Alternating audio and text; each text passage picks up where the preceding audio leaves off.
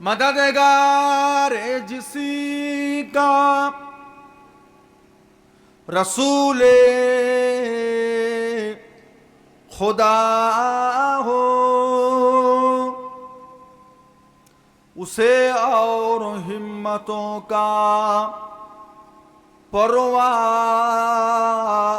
किया है। मदद को चले आएंगे कमली वाला, डूबते डूबते ही संभल जाएगा। अल्लाहुम्मा सल्ली अला।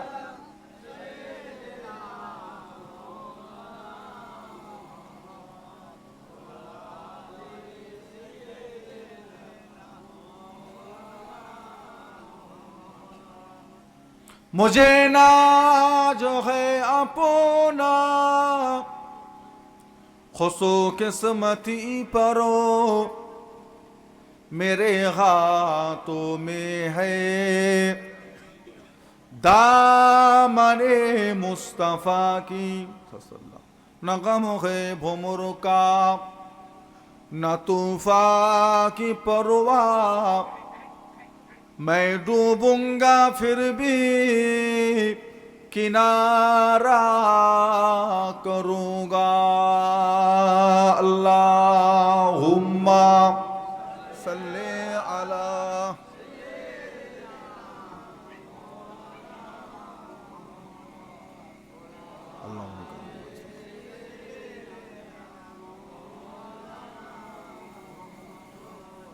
ला मक़सूदा इल्लल्लाह, ला मौजूदा इल्लल्लाह, ला मतलूबा इल्लल्लाह, ला महबूबा इल्लल्लाह, ला इलाहा इल्लल्लाह।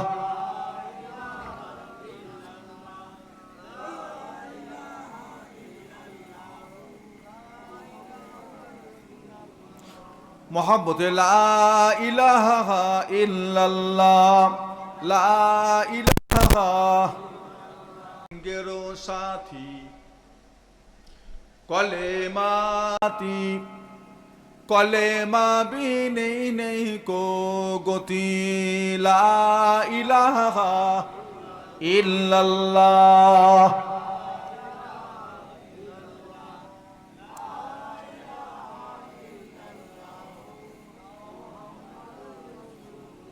मोहब्बत ला इलाहा इल्लल्लाह, ला इलाहा इल्लल्लाह।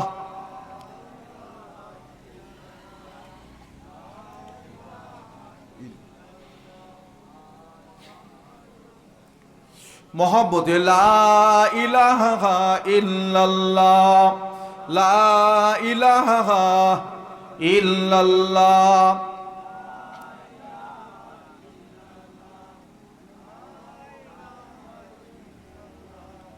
मोहम्मद दुरूद शरीफ। अल्लाहुम्मा सल्ली अला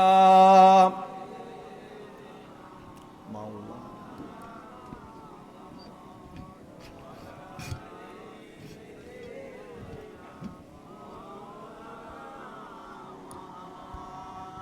क़ाल अल्लाहु तआला फी कलामिल मजीद वल फुरक़ानिल हमीद,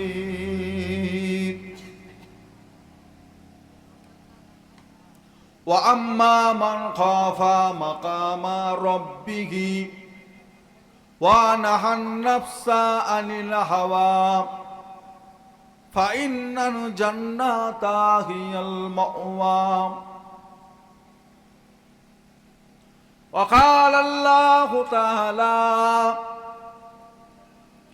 अयज़न फ़ी किताबिही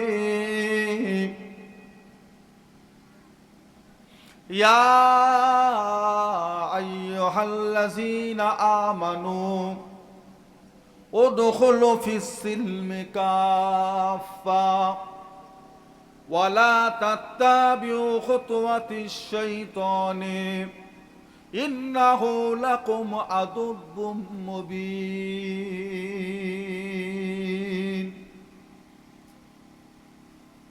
وقال الله تعالى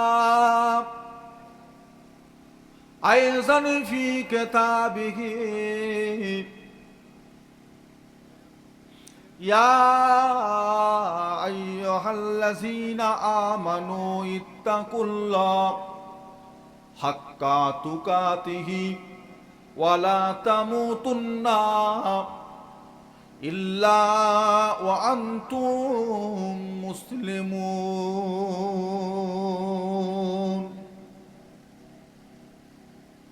وقال الله تعالى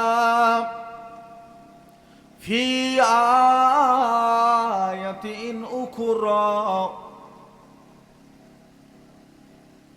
فمن كان يرجو لقاء ربه فليعمل عملا صالحا ولا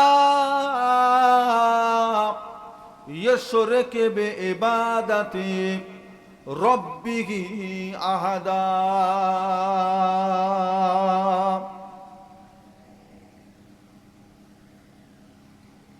قال رسول الله صلى الله عليه وسلم لا تدخلا جنة حتى يدخلوا حبيبي وأمته. وقال النبي صلى الله عليه وسلم اتقوا فراشة المؤمن فإنه ينظر بنور الله.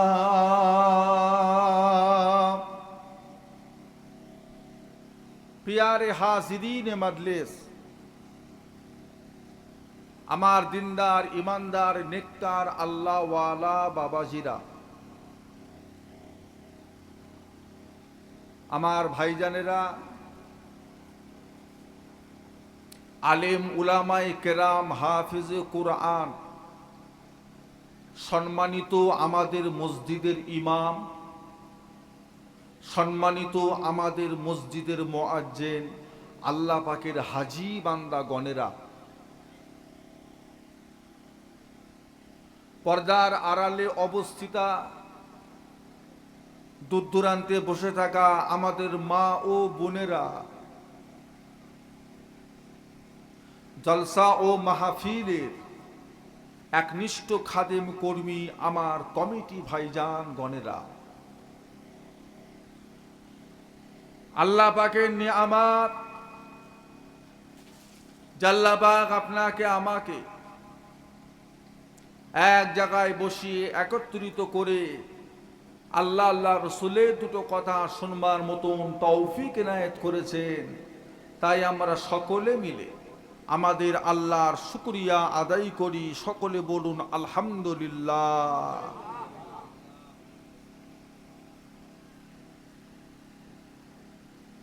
এই সময়টিতে আল্লাহ পাক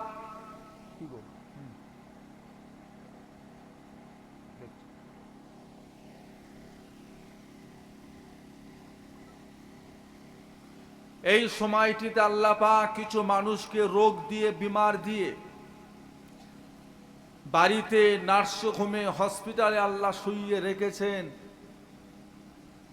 কিছু মানুষ শয়তানি ধোঁকায় পড়ে তাসের আড্ডায়, জোয়ার আড্ডায়, জেনার আড্ডায়, নোংরা জায়গাতেও কিছু মুসলমান বসে আছে।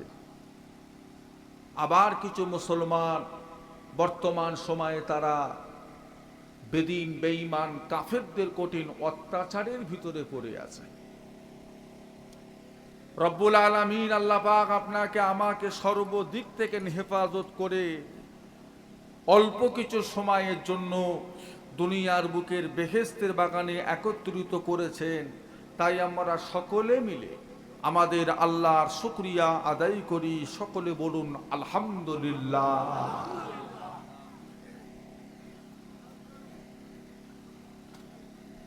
ভারতবর্ষের মুসলমান, আমরা হলাম হিন্দুস্তানের মুসলমান।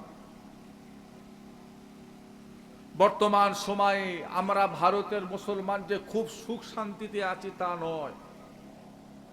বেদিন বেঈমান কাফেরদের কঠিন অত্যাচার বর্তমান সময়ে মুসলমানদের উপরে শুরু হয়ে গেছে।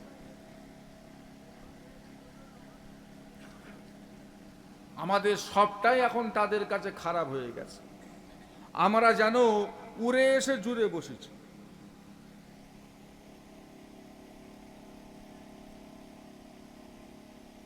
আবার ভারতবাসীর কাছে বাংলা ভাষাটাও খুব খারাপ হয়ে গেছে।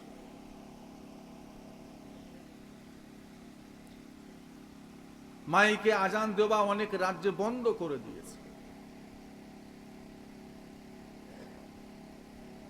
অনেক রাজ্যে গরু জব করা বন্ধ করে দিয়েছে। আবার ভারতবর্ষের আইনে 3 তালাক এটাকেও বন্ধ করে দিয়েছে। 3 তালাকের যে আইনটা, এটা কোনো সাধারণ মানুষের রেখে যাওয়া আইন না আল্লাহর আইন? যতই কোর্ট কাচারি করে বিল পাস করো, যতই বন্ধ করো, এই হুকুম কিয়ামত পর্যন্ত আর পাল্টাবে না। পাল্টাবে? এটা হুকুম কার?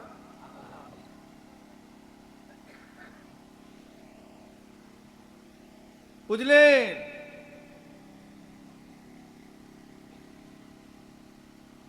নবীর নাম লেখাটাও এখন বড় অপরাধ হয়ে গেছে।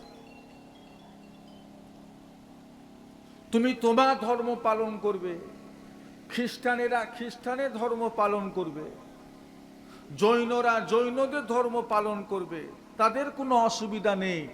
আর মুসলমান মুসলমানদের ধর্ম পালন করতে পারবে না? আমি তো কোনো সরকারি অফিসে গিয়ে তো ঝামেলা করছি না, না স্কুলে, না কলেজে, না ব্যাংকে, না পঞ্চায়েতে, না বিডিও অফিসে, না রাস্তাঘাটে। আমি তো স্বাধীনভাবে আমার একটা নিরালা নির্ঝুম পরিষ্কার পরিচ্ছন্ন জায়গা থেকে করছি, যাতে কারোর কোনো অসুবিধা না হয়।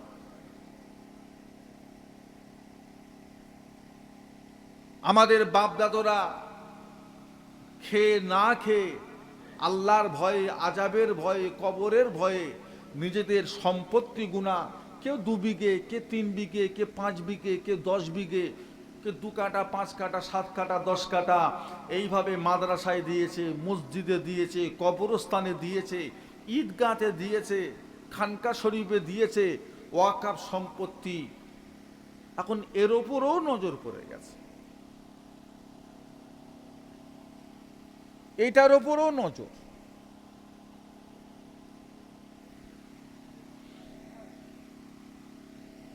কঠিন সমস্যা।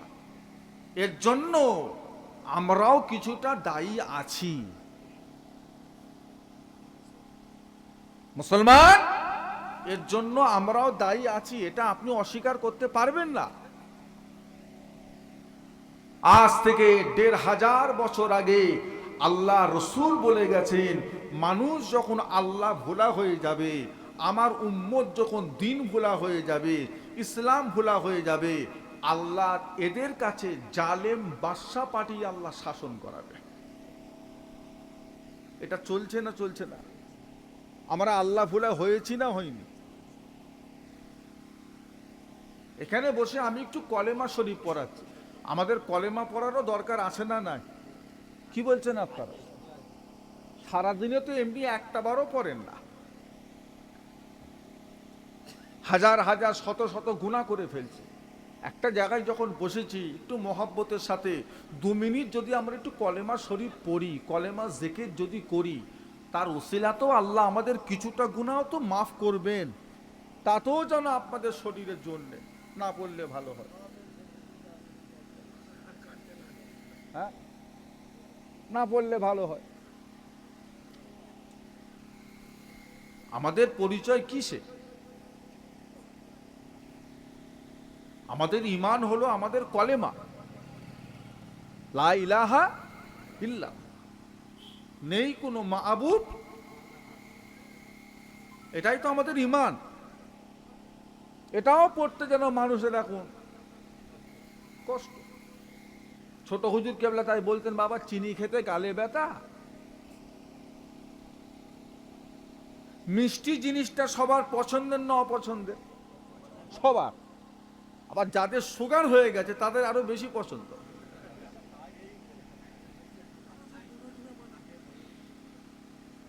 সবাই যখন ঘুমিয়ে পড়ে অন্ধকারে উঠে উঠে যে খায়। যাদের দেখবেন পেটের রোগ, গ্যাসের রোগ, ওরা দেখবেন তেলে ভাজা বেশি খায়। হ্যাঁ, তাতে 2-3টে গ্যাসের বড়ি খেতে হয়, তাই খাবে। তেলে ভাজা তার লাগবে। ব্যারাম।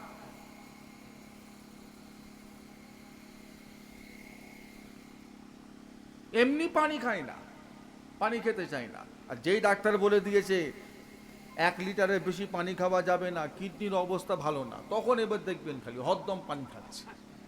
ছেলে মানা করছে, বিবি মানা করছে, বৌমা মানা করছে, মেয়ে মানা করছে, আব্বা খেউনি গো, আব্বা পানি খেউনি। ও বাবা আল্লাহ, ও বাথরুমে ঢুকে গিয়ে চুপি চুপি পানি খাচ্ছে,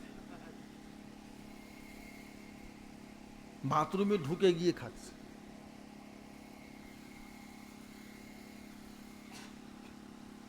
জালেমদের অত্যাচার এখন ভারতবর্ষের মুসলমানদের উপর শুরু হয়ে গেছে।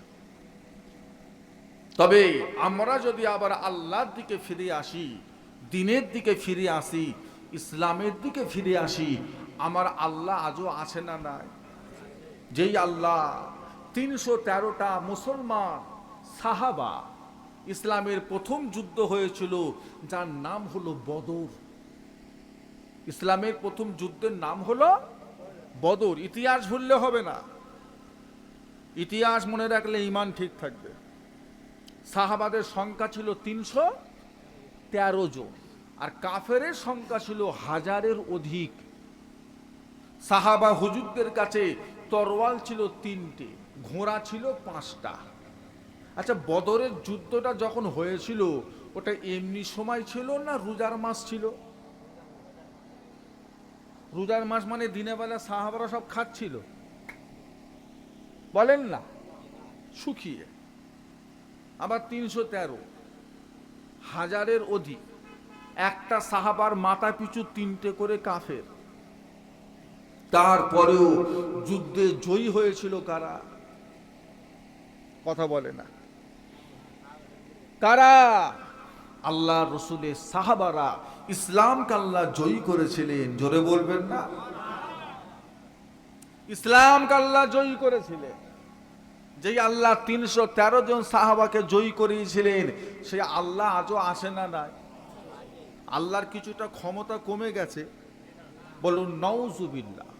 সেই আল্লাহ কি বুড়ো হয়ে গেছে? বলুন নাউজুবিল্লাহ। তা আমরাও যদি সে আল্লাহকে যদি মজবুত করে যদি ধরে থাকি, আজও আল্লাহ আমাদের সাহায্য করবেন না করবেন না? অবশ্যই করবেন। আপনাকে ফিরে আসতে হবে। করুন না দুনিয়াদারি, কেউ মানা করেন না তো। সাহাবারা কি দুনিয়াদারি করতেন না? কাজ কারবার করতেন না? ব্যবসা বাণিজ্য করতেন না? নবীরা কি ব্যবসা করেন? নবীরা কি কাজ কারবার করেন না? সবই করেছে, তবে তাদের সিস্টেমটা ছিল আলাদা। একজনা সাহাবাকে খুঁজতে আর একটা সাহাবা গেছে তার বাড়িতে, গিয়ে দেখছে সাহাবা হুজুর নাই। গিয়ে জিজ্ঞাসা করছে, আপনার আব্বাজান কোথায়? বলছে উনি এখন মসজিদে আছেন, নাবাবি শরীফে। আসবে কখন? বলছে বলতে পারছি না। মসজিদে যখন যায় কখন আসে বলতে পারছি না। সাহাবা হুজুর চলে গেলেন। বেশ কিছু সময় যাবার পরে আবার এসেছেন খোঁজ করতে। এসে বলছে আপনার আব্বাজান বাড়ি এসেছেন? বলছে এসেছিলেন, উনি এখন বাজারে গেছেন। বলছে কখন আসবে? বলছে এক্ষুনি চলে আসবে। কি বুঝলেন? আমরা এই সিস্টেমে আছি না এর উল্টো হয়ে গেছে? কচি তোর আব্বা কোথা রে? বলছো মসজিদে। কখন আসবে? এক্ষুনি চলে আসবে, বসো বসে। এই তো আসরটা পড়বে আর চলে আসবে। কচি তোর বাপ কোথা? বলছে বাজারে। কখন আসবে? বলছো আমি বলতে পারছি না, 12টা না 1টা না কটা বলতে পারছি। সিস্টেম পাল্টে গেছে। আল্লাহ গজব দিচ্ছে, আজাব দিচ্ছে। আর আজাব গজব যদি আমাদের উপর না আসে, আমরা কি আল্লাহর দিকে ফিরবো?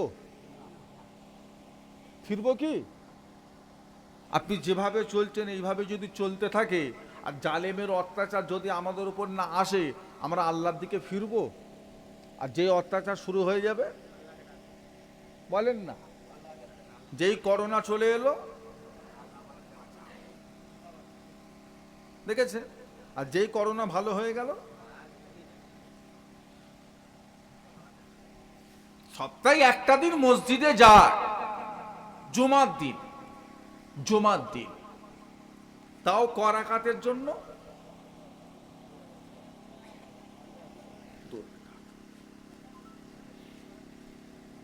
এমন করে দুরাকাত পরে বেরিয়ে পালাচ্ছে। 60 বছর থেকে নিয়ে 15 বছর পর্যন্ত, 15 থেকে 60 এমন করে বেরিয়ে পালাচ্ছে যেন কি একটা মুসিবতের মধ্যে পড়েছিল। আসলেই কি জুমার দিনে, জুমার ওয়াক্তে আসলেই কি দুরাকাত নামাজ? করাকাত, করাকাত 22 রাকাত।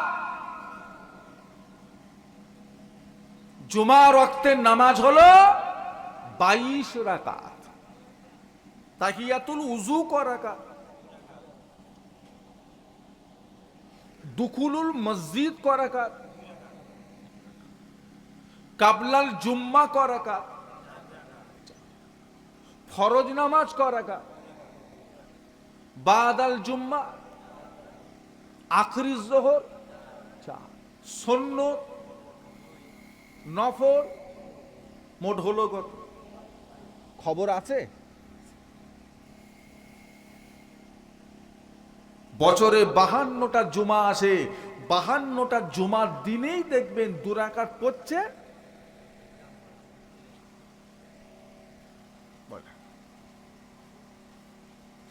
বেরিয়ে পালাচ্ছে। সপ্তাহে একটা দিন গেলেন মসজিদে, একটু সময় করে নামাজগুলো একটু পড়ে আসা যায় না বাপ? বাপ যদি না পড়ে, ছেলে জীবনেও শিখবে? বাপের দেখে শিখবে তো। এখন বাপ যদি না পড়ে, ছেলে শিখবে? ছেলেও বাপের পিছন ধরেছে।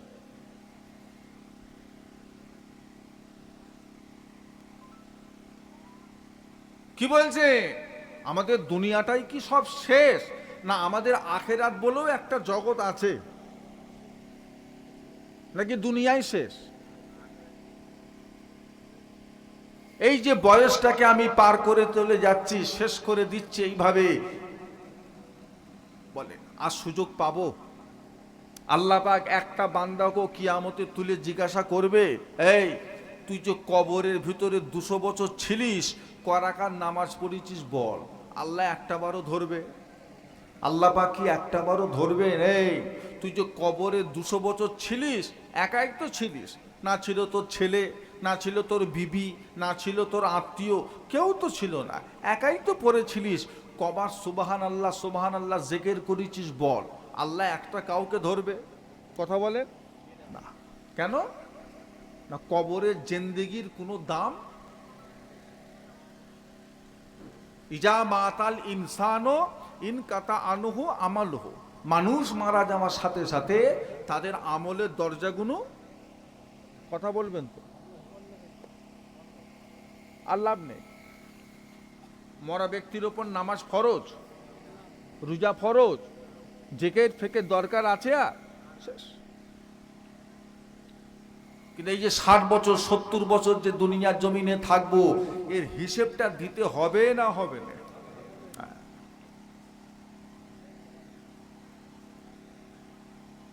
আমার আপনার নবী, দয়ার নবী, নূর নবী বলেন, কাল কিয়ামতের ময়দানে মাহশারে আল্লাহ পাক প্রতিটা বান্দা বান্দিকে আল্লাহ দাঁড় করিয়ে 5টা করে প্রশ্ন আল্লাহ করবেন। যত সময় না পর্যন্ত আল্লাহর বান্দা বান্দিরা এই 5টা প্রশ্নের জবাব না দিতে পারে, আল্লাহর কোনো বান্দা বান্দি এক কদম আগে যেতে পারবে না। ও ভাইজানেরা, রব্বুল আলামিন আল্লাহ পাক প্রতিটা বান্দা বান্দিকে দাঁড় করিয়ে আল্লাহ পাক সর্বপ্রথম যেই প্রশ্নটা করবেন, ওরে আমার বান্দা, ওরে আমার বান্দি, আমি আল্লাহ দুনিয়ার বুকে তোমাকে 70 বছর হায়াত দিলাম, 80 বছর হায়াত দিলাম, 90 বছর হায়াত দিলাম, রাতে আরামের ঘুম দিলাম, দিনের আলো দিলাম, শরীরে ক্ষমতা দিলাম, তোমার কামাই রুজিতে বরকত দিলাম, তোমার রিজেকে বরকত দিলাম, আমি আল্লাহ পাক তোমাকে এত নিয়ামত দিলাম, রোগ বিমার বালা মুসিবত থেকে আমি আল্লাহ পাক তোমাকে হেফাজত করে রাখলাম। ওরে আমার বান্দা, 70টা বছর কিভাবে কাটালি বল, কি কি কাজ করলি বল, কি কি আমল করলি বল, কিভাবে 70টা বছর কাটিয়ে এসেছিস বল। আবার আপনার নবী দয়ার নবী বলে 5টা প্রশ্নের প্রথম প্রশ্নের জবাব আল্লাহর বান্দা যত সময় না পর্যন্ত দিতে পারবে, আল্লাহর কোনো বান্দা বান্দি এক কদম আগে যেতে পারবে না। সর্বপ্রথম প্রশ্ন, বল কিভাবে কাটিয়েছিস বল। আল্লাহ নিয়ামত আমরা মুহূর্তে মুহূর্তে ভোগ করছি না করিনি? আল্লাহর রহমতের ফেরেশতারা আমাদেরকে পাহারা দিচ্ছে না দিচ্ছে না? আল্লাহর রহমতের ফেরেশতারা যদি আমাদেরকে পাহারা যদি না দিতেন, জিন শয়তান ইবলিস শয়তান আমাদের একটা মুহূর্ত সুস্থ থাকতে দিত না। মানুষের ভিতরে যেমন ভালো খারাপ আছে, জিনেদের ভিতরেও আছে না নাই? শয়তান আছে না নাই?